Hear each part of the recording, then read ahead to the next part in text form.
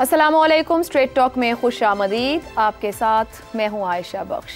आज पार्लियामेंट अपनी मुअय्यना मियाद पूरी होने के साथ तहलील होने जा रही है। 2008 के इंतखाबात के बाद तीसरी पार्लियामेंट ने 2013, 18 और 23 में तसलसल के साथ अपनी मियाद पूरी की।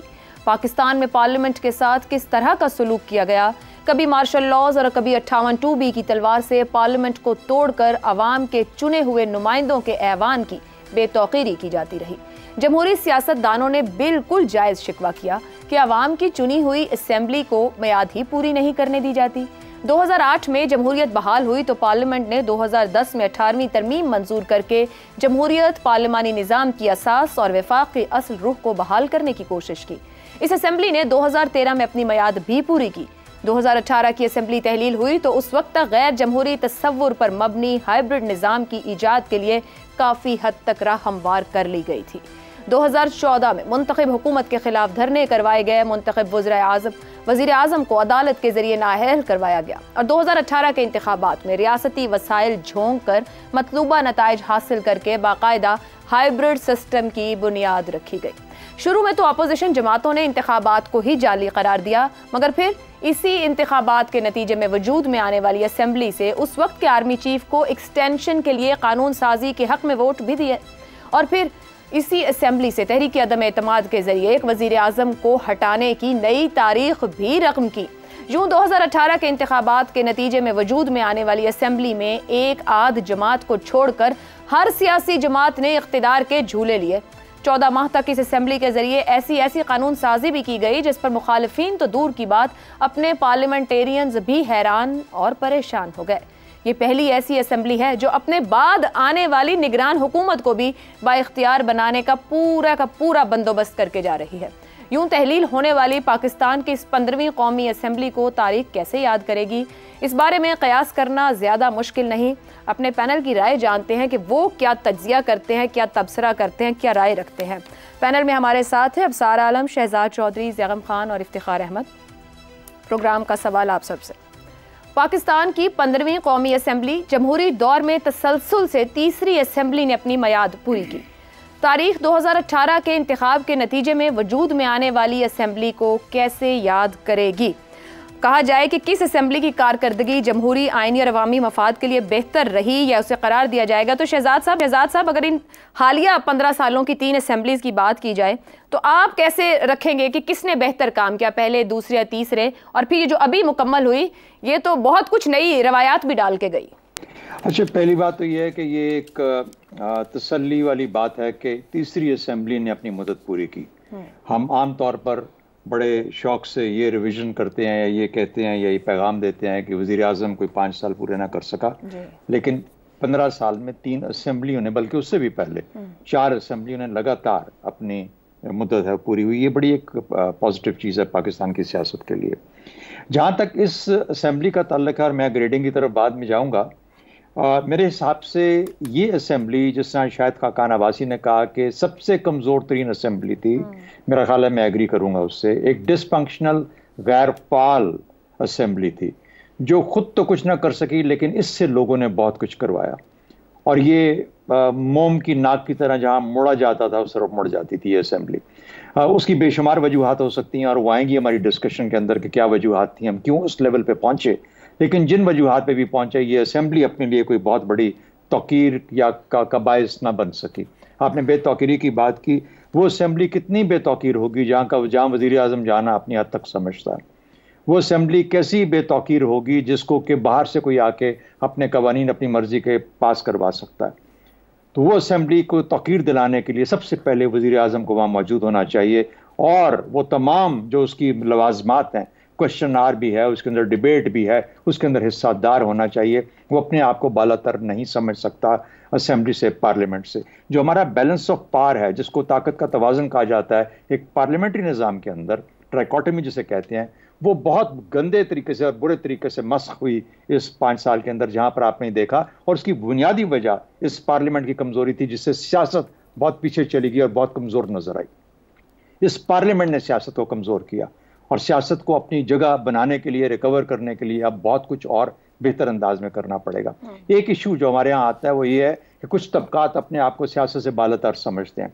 वो समझते हैं कि सियासत एक ऐसा शोबा है, एक ऐसा काम है जो गालिबन ऐसे लोग करते हैं जिनके साथ कोई ताल्लुक कायम करना, तो इसलिए अवाम से अवामी ताल्लुक तो होता है लेकिन उन तबकात के साथ नहीं हो पाता।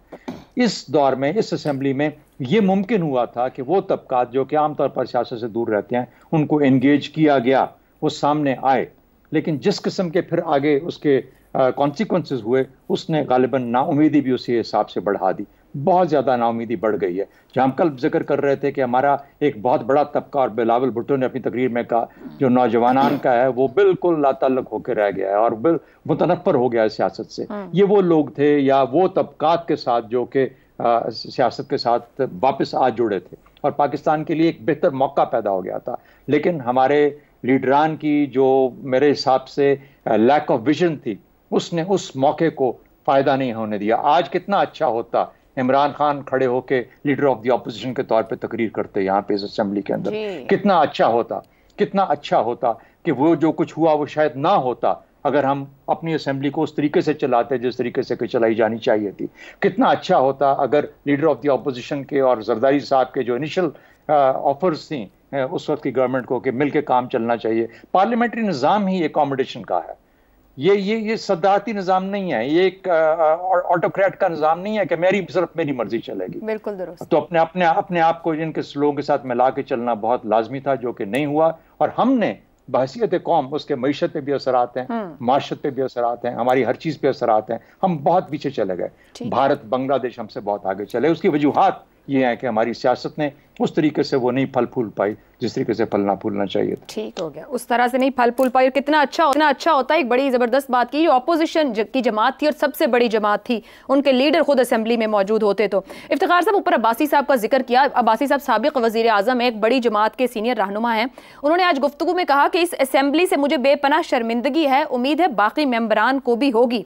ये एक सीनियर पार्लियामेंटेरियन, एक साबिक वज़ीर आज़म का इतराफ़ है। क्यों कहा उन्होंने ऐसा? उन्होंने इसलिए कहा कि असेंबली प्रोवाइड नहीं कर सकी facility to the people of Pakistan. देखो ना, असेंबली का काम है कि ऐसी कवानीन साजी करे जिसमें आवाम को फ़ायदा हो। आवाम के फ़ायदे की तो बात नहीं हुई। ये इस किस्म की जब क्लशों का शिकार रही असेंबली, जो हैरान कुन थी।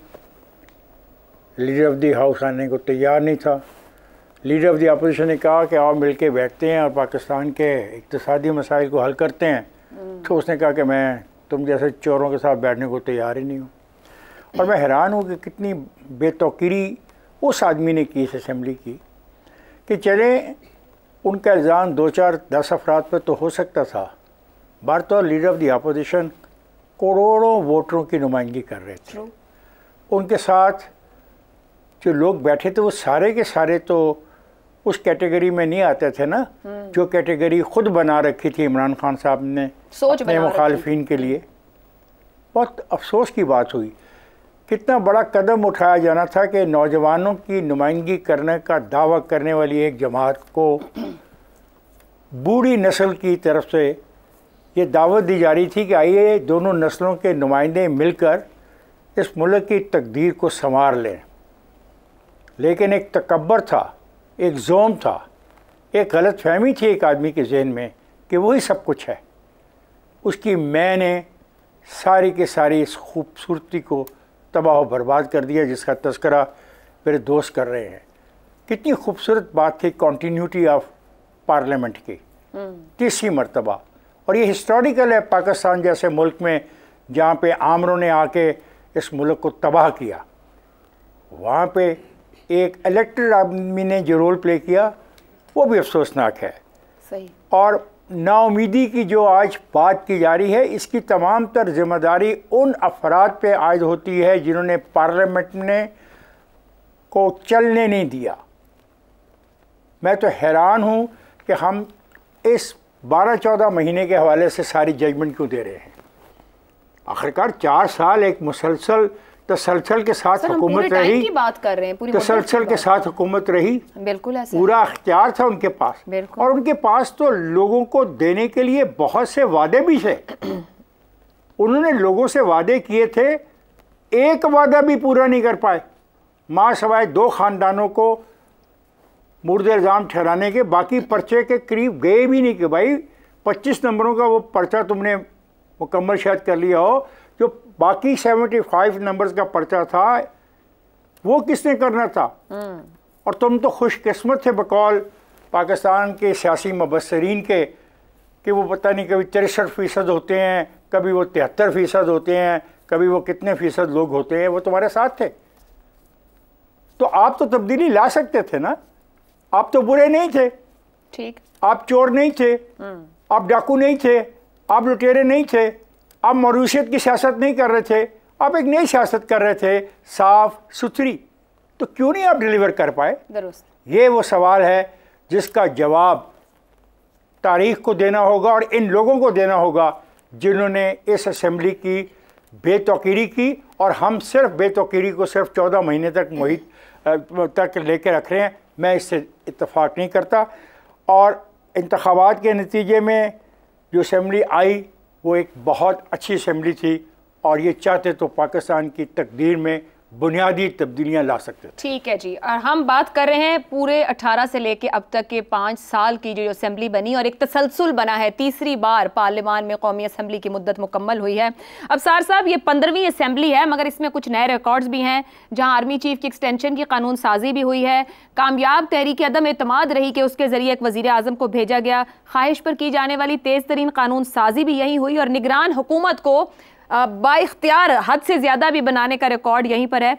आप किस तरह असेस करेंगे इन 5 सालों को, और चाहे 2 वज़ीर आज़म रहे मगर मजमूई तौर पर यह असेंबली कैसे याद रखी जाएगी? मजमूई तौर पर मिक्स बैग है और वजह उसकी ये है कि इस असेंबली का आगाज़ तनाज़ा से हुआ था और वो तनाज़ा था कि इलेक्शन प्री पोल रिगिंग हुई, पोल डे रिगिंग हुई, RTS बैठ किया और फिर पोस्ट पोल रिगिंग हुई जिसमें मेंबरान को जहाज़ों में भर भर के लाया गया और PTI की अक्सरियत कायम की गई। तो इसलिए तनाज़ा तो शुरू से ही पहले दिन से शुरू हो गया था। प्रोजेक्ट इमरान खान चल रहा था और उसमें जो भी सामने आया वो कुचला गया। इस वजह से आप अगर याद करें पहला इजलास तो कितना वो उसमें शोर शराबा और तलखियाँ पैदा हो गई थी पहले दिन ही, अगर आपको याद हो तो।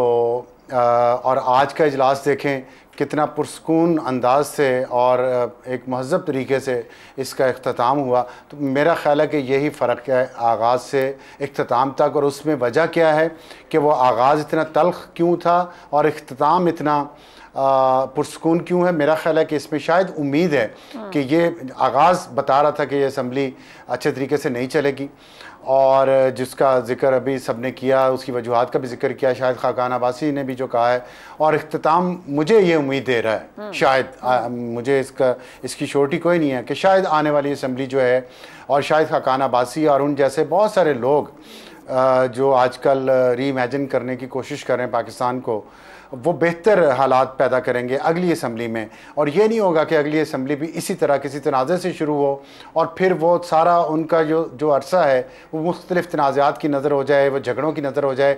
तो मैं ये उम्मीद करता हूँ कि आखिरी इजलास से ये उम्मीद है और रहनी चाहिए कि हर इदारा अपने अपने दायरा इख्तियार में काम करेगा और अवामी नुमाइंदों को अपने मैंडेट के मुताबिक काम करने देगा। जहाँ तक असम्बली के पूरे टेंडर की बात है, मैं इसको 3 फेजेस में डिवाइड करूँगा। पहला फेज़ था जब PTI की हुकूमत थी जो तकरीबन 4 साल चली है, उसके बारे में सब ने जिक्र कर दिया है और उसमें अपोजिशन के साथ जो हुआ, जो इस मुल्क में और कौम में जो तलखियाँ पैदा हुई, जो नफ़रत का बीज बोया गया और उसको जो काटा भी गया, फिर उसी का खमियाजा अब ये है कि लीडर ऑफ द अपोजिशन जिसको होना चाहिए था वो नहीं है, वो जेल में है और राजा रियाज लीडर ऑफ द अपोजिशन है।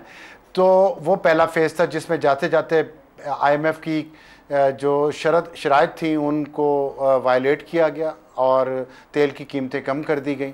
जिसके बाद दूसरा फेज़ शुरू हुआ। दूसरा फेज़ जो है 16 महीने का था जिसके 2 हिस्से हैं, पहला फेज़ 8 महीने का और दूसरा फेज़ 8 महीने का।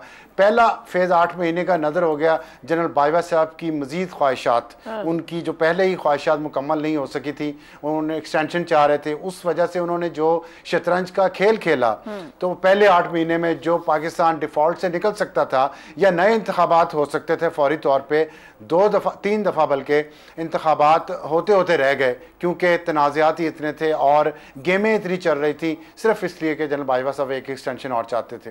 वो गए हैं तो इसका तीसरा और आखिरी फेज शुरू हुआ और उसी में 8 महीनों में जो कुछ भी हुआ, जिस लेजिस्लेशन की आपने बात की है, जो और मुकदमात हुए हैं, उनका जो नताइज निकले हैं, तो वो मेरा ख्याल है तीसरा फेज था जिसमें ये सारा कुछ हुआ है। वही परफॉर्मेंस है इनकी। उसमें एक ही चीज़ मैं समझता हूँ जो बेहतर हुई है चंद एक लेजिस्लेशन के अलावा, कि एक पाकिस्तान डिफ़ॉल्ट से बच गया, और वो बचा किस कीमत पे है वो वहाँ पर मैं अपने बिजली के बिलों में और पेट्रोल की कीमतों में अदा कर रहे हैं। और कितना अर्सा अदा करेंगे इसका अभी कुछ नहीं पता। लेकिन इसके अलावा मैं समझता हूँ कि यही खसूसियत है कि असेंबली ने, एक और असेंबली ने अपने 5 साल एक पंक्चर्ड पहिए के साथ भी पूरे कर लिए। ये एक क्रेडिट बहरहाल है और ये देना चाहिए कि इतनी कमज़ोर पार्लियामेंट होने के बावजूद भी 5 साल पूरे कर गए। कमज़ोर पार्लियामेंट से पाकिस्तान बच गया। ठीक है, कमज़ोर पार्लियामेंट होने के बावजूद भी ये कामयाबी है कि 5 साल मुकम्मल कर गई। ज़ैगम खान साहब, 5 साल मुकम्मल हुए और करीबन तमाम ही जमातों ने हुक्मरानी की, बड़ी जमातों समेत छोटी मिलाकर। अवामी नुमाइंदों ने अवाम के लिए कितनी कानून साजी की या कितनी मौसर रही? और दूसरा एक बात और साथ, अभी जब अफसार साहब बात करते मेरे जहन में एक बात आई जो मुझे मुश्तरक लगी, अभी हमारी गुफ्तगू के दौरान ही मेरे जहन में आई कि जो साबिक वज़ीर आज़म थे इमरान खान, वो भी तारीफ़ किया करते थे अपने आर्मी चीफ की और भरपूर तारीफ़ किया करते थे आम गुफ्तगू में, इंटरव्यूज़ में। और अभी जो वज़ीर आज़म हैं शहबाज शरीफ साहब, वो भी अपने आर्मी चीफ की भरपूर तारीफ़ कर रहे हैं। ये एक ऐसी बात है कि उस ताउन की, उस कोऑपरेशन की, साथ चलने की तारीफ़ दोनों वज़ीर आज़म ने भरपूर अंदाज में की है, तो असेंबली तो फिर ज़्यादा मजबूत नहीं होनी चाहिए थी? जी, दोनों ने किया है और असम्बली और जमहूरियत की कीमत पर किया है।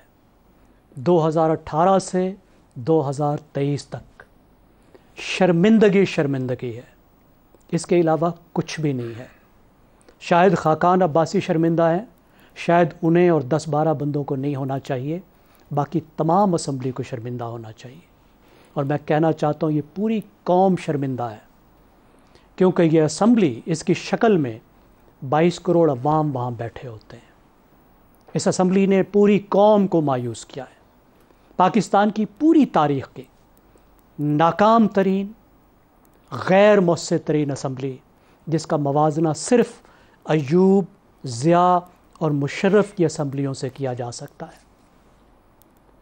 ये वो असम्बली है जो अवाम के हकूक़ पर पहरा नहीं दे सकी, जिसके कमर में हड्डी नहीं थी, सीने में पसली नहीं थी, जो एक रबड़ स्टैम्प थी, और जिसने अवाम का एतमाद पार्लियामेंट पर भी मजरू किया, जमहूरियत पर भी मजरू किया, जिसको हम कहते हैं लेजिटिमेसी। देखिए, जो पार्लियामान होती है, पार्लियामानी सिस्टम में उसके 3 रोल होते हैं। उन 3 रोल्स को देख लेते हैं और कैसे कैसे उन तीनों में नाकाम हुई है। पहली चीज़ होती है हक़ के नुमाइंदगी, रिप्रेजेंटेशन, कि ये नुमाइंदे अपने हलकों को और अपने कौम का किस तरीके से उनकी आवाज़ बनते हैं, उनके मसाइल, उनकी एस्पिरेशंस, उनके हकूक़, उसको कैसे असम्बली में आवाज़ देते हैं। आपको कहीं नज़र आया कि ये लोग उनके दिल की आवाज़ बन रहे हों? मुल्क बदतरीन बहरानों से गुज़र रहा था, गरीब का चूल्हा बुझ गया था, महंगाई आसमान पर थी, बेरोज़गारी आसमान पर थी। क्या आपको ये आवाज़ असम्बली में सुनाई दी? असम्बली में सिर्फ पॉलिटिकल पॉइंट स्कोरिंग होती रही, तो आवाज़ नहीं बन सकी। आप कितने नंबर दे सकते हैं रिप्रेजेंटेशन पर इस असम्बली को? 100 में से 20, 100 में से 10। दूसरी तरफ देख लेते हैं, दूसरा रोल जो होता है वो होता है लेजिस्लेशन का। कानून साजी असम्बली ने करनी होती है। किस तरह की कानून साजियाँ की? बाजवा साहब की एक्सटेंशन के लिए कानून साजी की ज़रूरत पड़ गई, और सिर्फ आखिरी हफ्ते को देखिए, यह मलामत अगले 50 साल के लिए इस हाउस को काफ़ी है कि अपनी ज़रूरियात के लिए वो कानून जो शायद इन्होंने पढ़े भी नहीं थे, जो इनको पता भी नहीं था, पार्लिमानी प्रोसेस को फॉलो किए बगैर, वॉइस वोट के ज़रिए, आवाज़ के ज़रिए, 30 भी मेंबर मौजूद नहीं थे और दर्जनों कानून पास कर दिए। इस तरह की रबड़ स्टैम्प, और उसमें वो कानून भी 35 यूनिवर्सिटियाँ, एक मिनिस्टर की वालदा 2 यूनिवर्सिटियाँ लेकर आ गई। सिंध का मेंबर पंजाब की यूनिवर्सिटियाँ मंजूर करा रहा है, पंजाब का मेंबर केपी की और बलूचिस्तान की यूनिवर्सिटियाँ मंजूर करा रहा है। इसलिए कि जब ये यूनिवर्सिटी का चार्टर मंजूर होता है तो 30 करोड़ रुपए में बिकता है। ये औकात है हमारे मेंबर्स की। ज़रा सिर्फ उन 35 यूनिवर्सिटियों के जो चार्टर मंजूर कराए गए हैं, सिर्फ उनको देख लीजिए। और तीसरा रोल क्या होता है? ओवरसाइट का। अब इसमें कितने नंबर देंगे आप? तीसरा रोल होता है ओवरसाइट का, हुकूमत की निगरानी, क्योंकि असेंबली हुकूमत नहीं होती, असेंबली हुकूमत से अलग चीज़ होती है। और अगर वो अलग बनेगी, अलग खड़ी होगी, अगर स्पीकर वज़ीर आज़म के मातहत नहीं होगा तो तब वो ओवरसाइट कर सकता है, निगरानी कर सकता है उस काम की जो हुकूमत कर रही होती है, जो एग्जेक्टिव कर रही होती है, गैर मौसर तरीन। और उसमें सबसे अहम जो कमेटी होती है पब्लिक अकाउंट्स कमेटी, वो एक नाकाम तरीन पब्लिक अकाउंट्स कमेटी थी इस दौर की। दीगर कमेटियाँ भी ऐसे थी। तो किया क्या है? खुशामद की है, टिका के खुशामद की है। पहले कप्तान खान की खुशामद थी, उसके बाद शहबाज शरीफ की खुशामद थी। अपने म्यूनिसिपल बजट मंजूर कराए, उन बजट्स में क्या होता है, इन प्रोजेक्ट्स में क्या होता है वो भी हमें मालूम है। वो काम जो यूनियन काउंसिलों ने करना था, तहसील काउंसिलों ने करना था, डिस्ट्रिक्ट काउंसिलों ने करना था, उसके फंड ले लेकर गए। इसके अलावा क्या किया है? ठीक है, ठीक तो है। इंतहाई अफसोस का मकाम है, जब तक ये लोग ठीक नहीं होंगे, सिर्फ दूसरों को इल्ज़ाम देते रहेंगे और ख़ुद ठीक नहीं होंगे, अपना घर ठीक नहीं करेंगे, ये हाउस ठीक नहीं करेंगे, उस वक्त तक इस कौम का कोई मुस्तकबिल नहीं है, जमहूरियत का कोई मुस्तकबिल नहीं है। ठीक है जी, गुफ्तगू हमने की इस असेंबली, 2 असेंबलियाँ कंसेक्टिव 3 असेंबलीज ने अपनी मुद्दत मुकम्मल की। पैनलिस्ट की राय है कि कमज़ोर असेंबली रही, मगर अच्छी बात यह भी है कि अपना वक्त कम अज़ कम मुकम्मल कर गई। ज़ैगम खान साहब ने बहुत ही कड़वे हक़ाइक़ भी सामने रखे, ये कहते हुए कि नाकाम तरीन और गैर मौसर असेंबली रही, किस तरीके से मामला चलाए गए, कानून को बाईपास किया गया, पार्लिमानी निज़ाम को बाईपास किया गया, और ख़ुद अपनी ओवरसाइट कहाँ रही। कोई 10-20 नंबर वो हाज़िरियों के शायद कह रहे हों, मगर वहाँ भी हालात क्या रहते हैं और मामला कैसे चलते हैं वो एक अलहदा सवाल। एक ब्रेक लेते हैं। असेंबली जाने को है तो ज़ाहिरी बात एक निगरान सेटअप ने आना है, उस निगरान सेटअप की तलाश है। क्या कुछ मिल पाया है इस ब्रेक के बाद? प्रोग्राम में एक बार फिर खुशामदीद। कौमी असेंबली तो तहलील होने जा रही है, मगर दूसरी तरफ निगरान वज़ीर आज़म को लेकर अभी भी चहमगोइयों, अफवाहों और सस्पेंस का सिलसिला जारी है। इस हवाले से मुतअद्दिद नाम टीवी स्क्रीन्स पर गर्दिश कर रहे हैं, गुफ्तगू हो रही है, अपनी अपनी राय का इजहार, पसंद नापसंद भी सामने आ रही है। किसी जगह रिटायर्ड सफारतकार का नाम चल रहा है तो कहीं किसी ब्यूरोक्रेट का, कहीं माहिर मईशत और कभी किसी रिटायर्ड जज का नाम निगरान वज़ीर आज़म के तौर पर लिया जा रहा है। ऐसे में सवाल यही है कि अब तक निगरान वज़ीर आज़म के नाम पर इत्तेफाक होता नजर क्यों नहीं आ रहा है? क्या इख्तिदार की गुलाम गर्दिशों में निगरान वज़ीर आज़म को लेकर किसी किस्म के इख्तिलाफात पाए जाते हैं, या फिर अंदरूने खाना किसी नाम पर इत्तेफाक हो चुका है मगर उस नाम को सामने नहीं लाया जा रहा? इसी पर गुफ्तगू करेंगे। सवाल इस तरह से, कौमी असेंबली तहलील होने को कौम को इंतज़ार, निगरान वज़ीर आज़म के नाम पर इत्तेफाक क्यों नहीं हो पा रहा? शहजाद चौधरी साहब, इस्लामाबाद में इस कदर गैर यकीनी क्यों है? कभी वज़ीर आज़म अपोजिशन लीडर को नहीं मिल पाते, कभी अपोजिशन लीडर वज़ीर आज़म को नहीं मिल पा रहे। ये एक दिखावा है क्योंकि तय ही नहीं हो पा रहा कि निगरान वज़ीर आज़म दरअसल चाहिए कौन, कैसा? हाँ, वो मैं कल या आज कहीं देख रहा था, किसी ने सवाल पूछा कि ये किसको पता है कि निगरान वज़ीर आज़म कौन होगा। तो मेरा ख्याल है राना सना साहब से पूछा या किसी ने, उन्होंने कहा 3 शख्सियात को सिर्फ पता है। उन्होंने कौन कौन जी? उन्होंने कहा नवाज शरीफ, शहबाज शरीफ और तीसरा वो वाले लोग जिनको कि गालिबन उनकी नज़र में जिन्होंने अपॉइंट करना है। अगर हम आज की मार्केट के हिसाब से कुछ देखें या सोचें तो 3 लीडिंग नाम कौन कौन से थे, और मेरा ख्याल है वो 3 लीडिंग नाम एक हल्का सा इशारा जरूर देते हैं कि मसला कहाँ पे है। एक तो लीडिंग नाम आ रहा है, जलील अब्बास जिलानी का बड़ा नाम लिया गया, उसका मुझे नहीं मालूम कि वो कितना सीरियस है या कितना पॉसिबल है, लेकिन है नाम उन नामों में। दूसरा आप कह लीजिए हफीज शेख का बहुत जोर से नाम लिया जा रहा है, और तीसरा शायद खाकान अब्बासी का। जज साहब का आपने जिक्र किया, वो भी कहीं ना कहीं चल रहा है, सब लोग अपना अपना पत्ता फेंक रहे हैं, लेकिन ये 3 नाम लीडिंग नाम लग रहे हैं इस वक्त तक। और अगर ये 3 नाम लीडिंग नाम है तो ये कोई मुश्किल नहीं है पता करना कि कहाँ से किसका नाम आया है। यानी शायद खाकान अब्बासी साहब का नाम भी कहीं से जहाँ से आ सकता है वहाँ से आया हो, और अपनी पार्टी से भी आ सकता है, कुछ लोग उनको पार्टी के अंदर से भी पसंद करते हो, लेकिन उन्हीं की पार्टी से ऐसे लोग भी हैं जो कि हफीज शेख की सपोर्ट करते नजर आते हैं। इसका मतलब है कि शायद खाकान अब्बासी को अपनी पार्टी के अंदर से भी सपोर्ट शायद मिलनी मुश्किल हो रही है, इसकी वजह से कंसेंसस डेवलप नहीं हो पा रहा। हफीज शेख का मसला क्या है? हफीज शेख का मसला यह है कि दो पार्टियों के साथ ताल्लुक अभी तक जुड़ा रहा है, पीपल्स पार्टी और पीटीआई के साथ। और कोई ये सवाल पूछ सकता है कि अगर उस वक्त की ये पॉलिसीज ठीक थी तो फिर ठीक नहीं थी तो अब कैसे ठीक होंगी, जो कि सवाल पूछा जा रहा है। और अब अगर ये मसले आ रहे हैं, इस किस्म के मसाइल आ रहे हैं जहां पे कंसेंसस डेवलप नहीं हो रहा, तो फिर क्या एक कॉम्प्रोमाइज थर्ड कैंडिडेट आया है बीच में, जो कि पहले नहीं था लेकिन अब आपको जलील अब्बास जिलानी का नाम सुनने में आ रहा है? क्या वो कॉम्प्रोमाइज कैंडिडेट होंगे इन तमाम मुश्किलात के अंदर? तो मेरा अपना ख्याल ये है कि तीनों नाम बहुत ही अच्छे हैं, बड़े ही रेलिवेंट हैं, बड़े स्टेबल हैं, और गो कि मेरी अपना रुझान किसी एक तरफ होगा, इसलिए वजह नहीं कि मैं समझता हूं कि वो कहीं से आया है, लेकिन मैं जाती तौर पर समझता हूं कि वो बहुत डायनामिक आदमी है। तो उन तीनों में से जो भी आ जाए पाकिस्तान के लिए उम्मीद है कि इंशाल्लाह अच्छा ही होगा, लेकिन मेरे हिसाब से ये डायनामिक्स हैं जिसकी वजह से मुश्किलात या कुछ ना कुछ और ज़रूरत है कंसेंसस डेवलप करने की। अब सार साहब, अंदाज़ा तो ये हो रहा है कि कहीं ना कहीं तो इत्तेफाक नहीं हो पा रहा है। उसकी कुछ वजूहात हैं। बार बार हम सियासतदानों से सुनते रहे कि कोई ऐसा सियासतदान चाहिए जो कहीं ना कहीं समझता हो अगला इलेक्शन, क्योंकि ये गुफ्तगू भी हो रही है, नो डाउट अबाउट इट, कि गैर मुअय्यना मामलात ना कहीं टल जाएं या पहुंच जाएं। ये फरमाइएगा कि जो इत्तेहादी जमातें हैं वो किसी माहिर मईशत के नाम पर रजामंद नहीं हो पा रही हैं, यही वजह है कि एक के बाद अगला नाम सामने आ रहा है। देखें, जब कोर्ट का कोई बेंच फैसला देता है तो अच्छा फैसला वो होता है या अच्छा रुझान वो होता है जिसमें तमाम जजेस एक ही तरह का फैसला ना दें और कम से कम कोई डिसेंटिंग नोट उसमें हो, तो समझा ये जाता है कि इस फैसले की क्रेडिबिलिटी ज़्यादा है और इस पे जजेस ने अपना माइंड आर्गूमेंट्स के बाद अप्लाई करके फिर फैसला दिया है। पहले से प्री डिटर्मिन्ड माइंड के साथ केस नहीं सुना। तो मेरा ये ख्याल है कि फ़ैसला कोई भी हो वो ज़रूरी नहीं है इत्तेफाक से हो, और इसमें भी ये ज़रूरी नहीं है कि फ़ैसला इत्तेफाक से ही हो।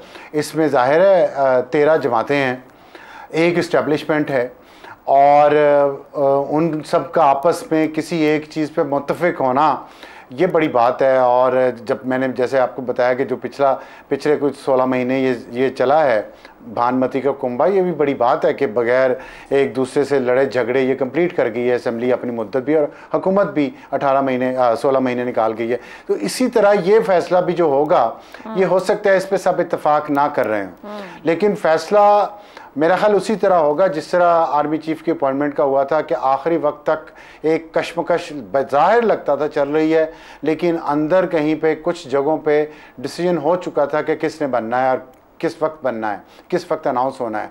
इस दफ़ा भी मेरा ये अपना अंदाज़ा है कि फ़ैसला हो चुका है, कोई कश्मकश ये बज़ाहिर है जो नज़र आ रही है, और इसलिए है कि अभी तक वो नाम बाहर इसलिए नहीं दिया जा रहा कि नाम बाहर जब आ जाता है तो फिर उसके बखिया उधेड़ने शुरू कर देते हैं लोग, और उस पर कोई ना कोई कंट्रोवर्सी शुरू हो जाती है उस नाम को कंट्रोवर्शियल बनाने के लिए, इसलिए शायद अभी तक अनाउंस नहीं किया जा रहा। फैसला मेरा ख्याल हो चुका है। अफसार साहब की राय है कि फैसला हो चुका है लेकिन अभी नाम को छुपाया जा रहा है, तो क्या आईनी तौर पर कायदे ऐवान और हिज़्ब इख्तिलाफ की मुलाकात के बाद तय होगा या पार्लिमानी कमेटी से होता हुआ इलेक्शन कमीशन तक जाएगा? कुछ और गुफ्तगू करेंगे इस ब्रेक के बाद।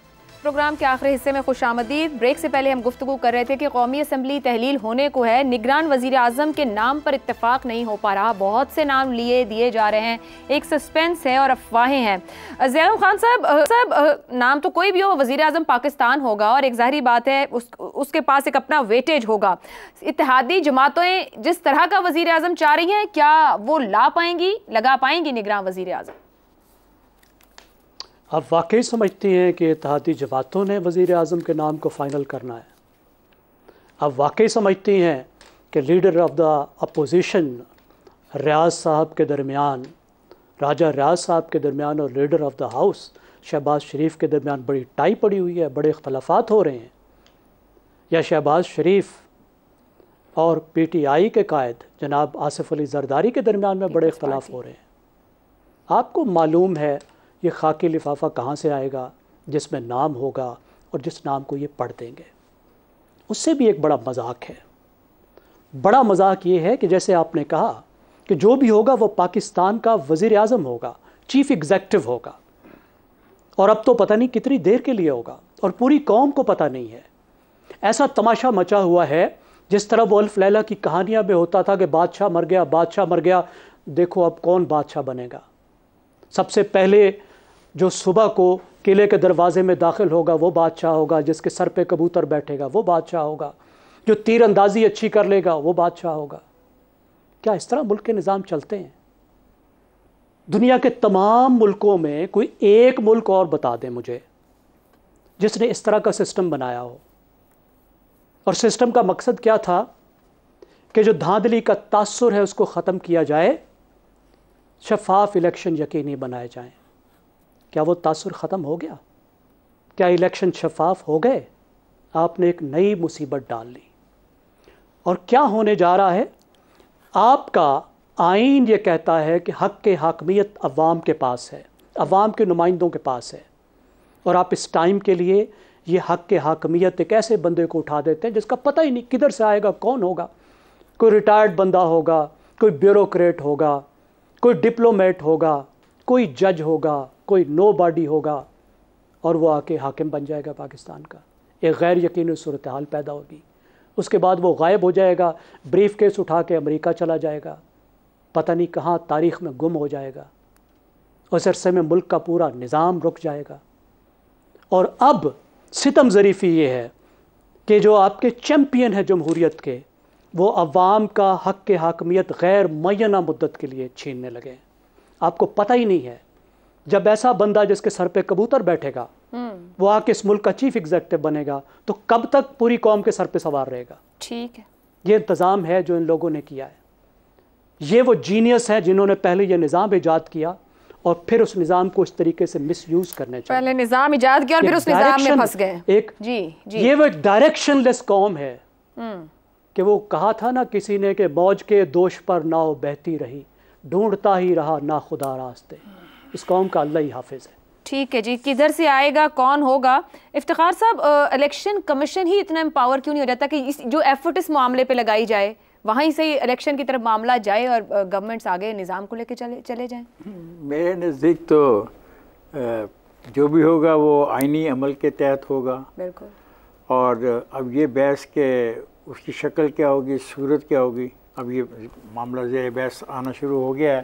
तो काश उस वक़्त आइन में निगरान वज़ीर-ए-आज़म की शक्ल, सूरत, अक़ल, तालीम, ख़ानदान, वल्दियत वगैरह की भी तशरीह कर दी जाती तो आज ये डिबेट ऐसे तो ना चलती। जो भी होगा, कुछ दोस्त कह रहे हैं गैर मुअय्यन अरसे के लिए होगा, मैं समझता हूँ आइन के मुताबिक होगा। ये एक डिबेट है, देखते हैं इस डिबेट का नतीजा क्या निकलता है। बहरहाल आइनी अमल है और ये जो है कि आवाम को इंतज़ार है। आवाम को कोई इंतज़ार नहीं, आवाम को इस बात का इंतज़ार है कि कल सुबह कहीं पेट्रोल की कीमत और ना बढ़ा दी जाए और बिजली के बिल का जो यूनिट है वो कोई और ना इजाफा हो जाए। उनका मसला ये है। और ये निगरान वज़ीर-ए-आज़म के नाम पर इत्तफ़ाक़ क्यों नहीं हो पा रहा, ये आपका ख्याल है कि नहीं हो पा रहा? बताया अभी आपको बताया गया है। अभी मैंने नहीं बताया आपको। अभी इतने अच्छे दोस्तों ने बता दिया कि वो तरीक़ाकार बता दिया और खाकी लिफाफा बता दिया। अब उस खाकी लिफाफा कब चलेगा, कहाँ से चलेगा, किसको पहुंचेगा, ये तो शायद उन्हीं को पता होगा। मगर एक काविश सियासतदानों की कोई सियासतदान मैं तो आइन का एहतराम करने वाला हूँ। आइन में जो तरीक़ाकार का तयन है मुझे उस पर अभी तक यकीन है और काश मेरा यकीन कायम रहे, क्योंकि मैं एक डेमोक्रेट। इफ्तिखार साहब, एक नुक्ता तो है ना, बाइख्तियार निगरान वज़ीर-ए-आज़म इख्तियार दे दिया इस असेंबली ने जाते जाते बहुत से यहाँ मामलात के लिए। सियासी जमातों को भी खदशात हैं जो वो इस वक्त गुफ्तगू कर रहे हैं, उनको खुद भी नज़र और समझ में नहीं आ रहा कि आने वाले दिनों में क्या होगा, नहीं समझते। पता नहीं अल्लाह जाने किसने आपसे ये बात की आके। कोई खदशा नहीं है इस वक्त सियासी जमातें मेरे लिए में नहीं है। मैंने तो पार्लियामेंट की आज सारी डिबेट सुनी है जितनी आपने मुझे सुनने की इजाज़त दी है, उसमें तो मैंने ऐसे खदशे का इज़हार नहीं देखा। आप पुरुमीद हैं कि वक्त पर सब कुछ होने जा रहा है? मैं पुरुमीद हूँ कि आइन में जो लिखा है उस पे अमल किया जाएगा। ठीक है जी, यहीं पे ख़त्म करते हैं क्योंकि आइन मुकद्दम है। इफ्तिखार साहब की जो आइन में लिखा गया है उसके मुताबिक सब कुछ किया जाएगा। फैसला आपने करना है कि क्या वाकई आइन में जो कुछ लिखा है उसी पर सब कुछ किया जाता है। मुझे इजाज़त दीजिए, अल्लाह हाफ़िज़।